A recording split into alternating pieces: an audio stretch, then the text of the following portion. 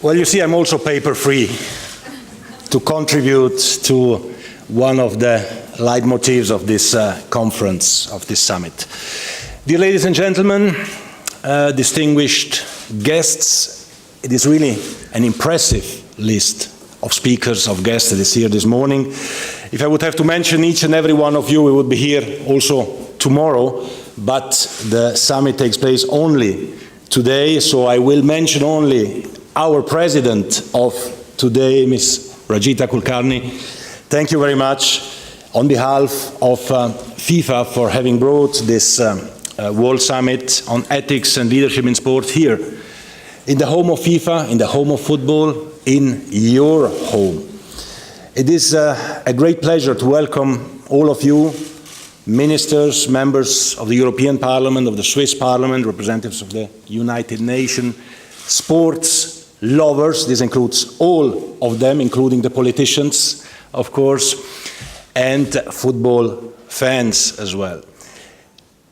FIFA, ladies and gentlemen, the new FIFA is an open organization. We have to be open. We have to be open to the world, and we have to be open as well to initiatives like this one. And for this, it is an honor and a great pleasure for me to be able to have FIFA hosting this World Summit on Ethics and Leadership in Sport. In fact, not only we are open, and we have to be open, but I think that, and I'm convinced that it is also a mission of any sports organization to foster and encourage these kind of events. It is our mission because obviously sports and football in particular has a great social impact today in the lives of millions and millions of people.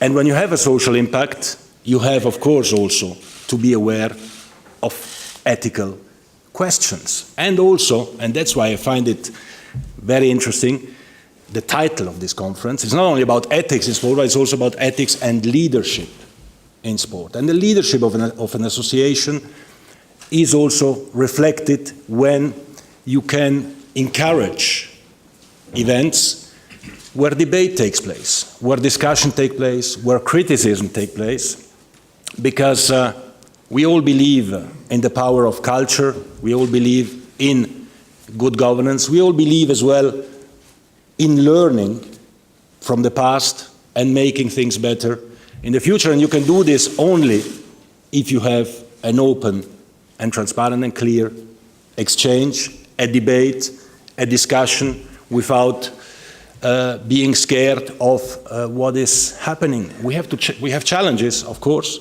We have to tackle the challenges, and we have to show that we are serious about what we are doing. So I'm sure that when I see the list of speakers and the list of guests, when I see the different workshops, I'm sure that today will be a very fruitful day for all of you, for all of us. The facets of ethics and sport are, of course, many of which will be debated today. Everything that has to do with cheating in the widest sense, from doping to match fixing to corruption to bribery. Sport is, of course, a reflection of society, and that's why what you find in society you find also in sport. But this doesn't mean that we don't have to do anything against it. On the contrary, this means that we have to be very active against it and be able to put ethics at the top of what we do.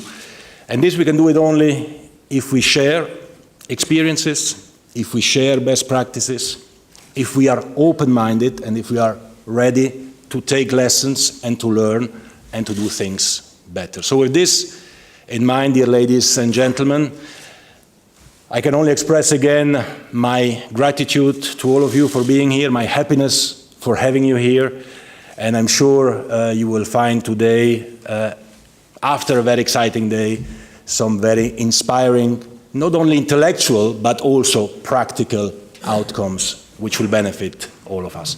Thank you very much, and I wish you a very, very fruitful day. Thanks.